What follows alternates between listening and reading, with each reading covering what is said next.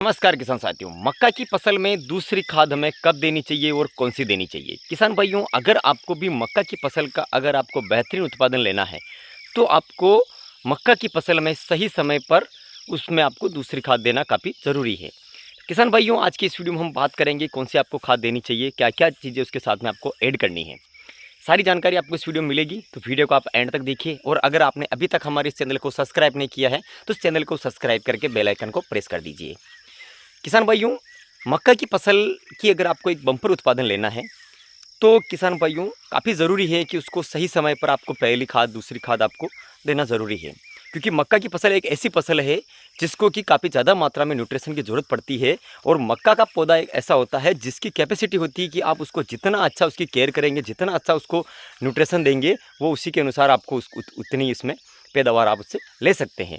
प्रति एकड़ आप उससे 40 से 45 कुंटल प्रति एकड़ तक आप उसका उत्पादन आप उससे ले सकते हैं। तो किसान भाइयों, इसमें अब आपको क्या-क्या चीज़ें लेनी है, इसके बारे में हम बात करते हैं। किसान भाइयों, अगर आपने पहली खाद जो 20 से 25 दिन की अवस्था की थी, जब आपने अगर आप पहली खाद आपने डाली है और उसमें आपने अगर यूरिया और जिंक सल्फेट का अगर आपने प्रयोग कर लिया है, तो अब आपको दूसरी खाद में आपको क्या-क्या लेना है। किसान साथियों, दूसरी खाद आपको लेना है जब मक्का की फसल में मंजर निकलने की जो टेसल जिसको बोलते हैं, वो निकलने की स्टेज जब आती है, तो उस समय आपको आपको दूसरी खाद आपको देना है। यानी कि 45 से 50 दिन या 40 से 50 दिन के बीच का जो आप अंतर ले लीजिए, उसमें आपको दूसरी खाद देना है। और दूसरी खाद में किसान साथियों आपको यहाँ पर क्या लेना है, यहाँ पर 35 से 40 किलो प्रति एकड़ के हिसाब से आपको इसमें यूरिया लेना है। और जिंक सल्फेट का आपने पहले प्रयोग कर लिया है तो ठीक है, बाकी उसमें अगर आप नहीं कर पाए तो यहाँ पर आप प्रयोग कर सकते हैं। लेकिन और इसमें आपको एक और चीज़ आपको जो ऐड करनी है वो है बोरोन। किसान साथियों, इस समय टेसल निकलते हैं, मंजर निकलते हैं, तो पॉलिनेशन की काफ़ी ज़्यादा ज़रूरत रहती है। तो अच्छा पॉलिनेशन हो इसके लिए आपको इसमें बोरोन ऐड करना है 250 ग्राम प्रति एकड़ के हिसाब से। किसान साथियों, बोरोन काफ़ी अच्छा काम करता है पॉलिनेशन में और दाने की चमक में। और इसके अलावा किसान साथियों, इसमें आपको एक और चीज़ जो लेनी है, अगर आप ले सकते हैं तो अगर आपके पास बजट है तो उसमें आप माइक्रो न्यूट्रिएंट ले सकते हैं। क्योंकि किसान साथियों, माइक्रो न्यूट्रिएंट में जो मिक्स माइक्रो न्यूट्रिएंट आता है वो लेना है, क्योंकि उसमें आपको सभी पोषक तत्व मिल जाते हैं कम कम मात्रा में। जो पौधे को कम कम ज़रूरत पड़ती है वो भी पोषक तत्व मिलना ज़रूरी है, तो वो चीज़ें आप ले सकते हैं। और इसके अलावा एक और चीज़ जो आपको लेनी है वो लेना है पोटास। किसान साथियों, पोटास आपको यहाँ पर जो लाल वाला लेना है।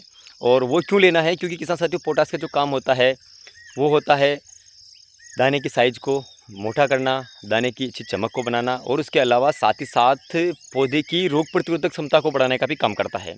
तो इसीलिए पोटास काफ़ी अहम रोल निभाता है। अगर आपने पहले भी दिया है तो थोड़े बहुत मात्रा में आप इस समय भी आप दे सकते हैं, ताकि पौधा अच्छा बने, मजबूत बने, अच्छी बढ़वार हो उसकी, दाने की साइज़ अच्छी बने, क्वालिटी हो, और उसके अलावा बीमारी से लड़ने में पौधा सक्षम हो। तो इस तरीके से आपको यहाँ पर पोटास भी लेना है। और पोटास आपको ज़्यादा नहीं तो आप 20 से 25 किलो प्रति एकड़ के हिसाब से भी आप ले सकते हैं, आपको ज़्यादा उसमें नहीं लेना अगर आपने पहले इसमें दे दिया है तो।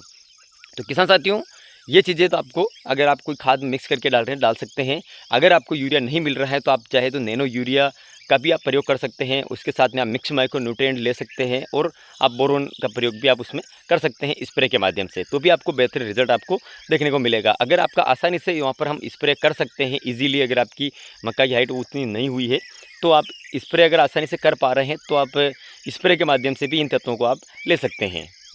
तो किसान साथियों, जो मैंने आपको बताया है, ये अगर आपको दूसरी खाद के तौर पर अगर आप इन चीज़ों का इस्तेमाल अगर आपकी मक्का की फसल में आप करते हैं तो वाकई में आपकी मक्का का बेहतरीन उत्पादन आप उससे ले सकते हैं। जो हर साल आप जो उत्पादन ले रहे हैं उससे आपको कहीं अच्छा बेनिफिट उसमें देखने को मिलेगा, जिसमें आप एक तो यूरिया लेना है, एक आपको बोरोन लेना है, एक आपको लेना है इसमें पोटास, और एक आपको मिक्स माइक्रोन्यूट्रिएंट जो भी आपको मिल जाए अच्छी सी कंपनी का आपको वो लेना है। ये चारों चीज़ों का आप इस्तेमाल आप कर सकते हैं।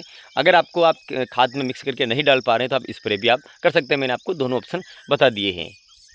और किसान साथियों, अगर आप खाद दे रहे हैं मिक्स करके तो उसका आप विशेष ध्यान रखें कि खाद को बिल्कुल पौधे के पास में नहीं देना है, आपको पौधे से 1-2 इंच दूर देना है। क्योंकि किसान साथियों, एकदम पौधे के पास में क्या होता है, देने से काफ़ी नुकसान होता है, और उसकी जो जड़ें होती है, जो बारीक-बारीक जो नई-नई रूट होती है, वो बहुत दूर रहती है। तो अगर आप दूर-दूर डालते हैं तो वो वहीं से डायरेक्ट उसको अपटेक करना शुरू कर देती है, वहीं से वो उसको खाद को ले लेती है और अच्छा काम भी वो बढ़िया करता है। इसीलिए आप पौधे से 1-2 इंच दूर अगर आप डालते हैं तो भी उसका आपको बेहतरीन फ़ायदा देखने को मिलेगा।